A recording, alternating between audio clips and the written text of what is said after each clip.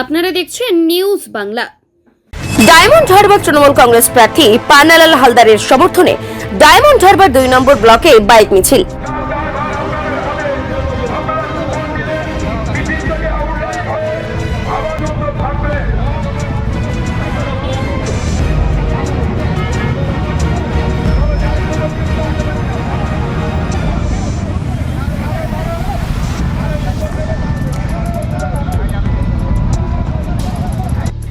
Diamond হারবারের তৃণমূল কংগ্রেসের observer Shamim আহমেদের তত্ত্বাবধানে বৃহস্পতিবার দিন ডায়মন্ড হারবার 2 নম্বর ব্লকের নূরপুর থেকে পাত্রা অঞ্চল পর্যন্ত দীর্ঘ কয়েক কিলোমিটার বাইক মিছিল করলেন ডায়মন্ড হারবার বিধানসভার তৃণমূল কংগ্রেস প্রার্থী পান্নালাল হালদার।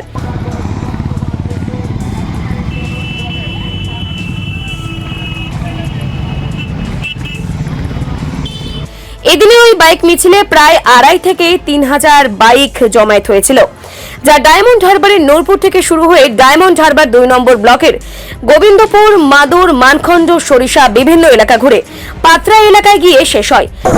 আজকের আমাদের বাইক র্যালি আছে, এখান থেকে আমরা আরম্ভ করব, নতুন হাটে শেষ করব। তার মাঝখানেও গ্রামের ভিতর দিয়ে কতগুলো জায়গা দিয়ে আমরা গিয়ে নতুন হাটে দেখুন। একা বলতে পারবো না কি কাজ করব। আমাদের দলের সংগঠন আমরা বসে আমরা ঠিক করব কোন কাজটা আগে করা উচিত, কোন কাজটা। পাশাপাশি এদিনের ওই মিছিলে দেখা যায় ডায়মন্ড হারবার বিধানসভা তৃণমূল কংগ্রেসের প্রার্থী পান্নালাল হালদারের সমর্থনে শামীম আহমেদ নিজেই বাইক চালিয়ে ওই র্যালি করেন।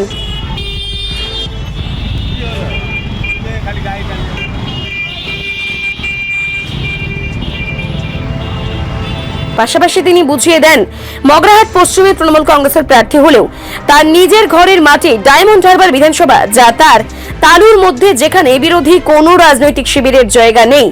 অন্যদিকে তৃণমূল প্রার্থী পান্নালাল হালদার জানায় শামীম আহমেদ মগরাহাট পশ্চিম থেকে রেকর্ড সংখ্যক ভোটে জিতবেন, এমনকি তিনিও জয়ের ব্যাপারে অনেকটাই আত্মবিশ্বাসী।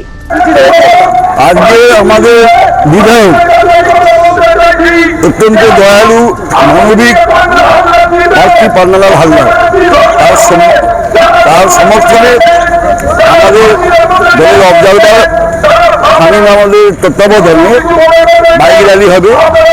আমরা 2011 সালে আমাদের মহান মুখ্যমন্ত্রী মমতা যেভাবে সারা বাংলা জুড়ে গ্রামকে শহর করেছে আর শহরকে লন্ডন করেছে, প্রতিটা পরিবারকে যেভাবে পরিষেবা দিয়ে আত্মীয়তার পরিবেশ তৈরি করেছে, সেখানে আমাদের বিধানসভা একেবারে বেশি ভোটে আমরা জয়ী হব, এই আমাদের আত্মবিশ্বাস। সেইভাবে সংগ্রাম লড়াই চলবে।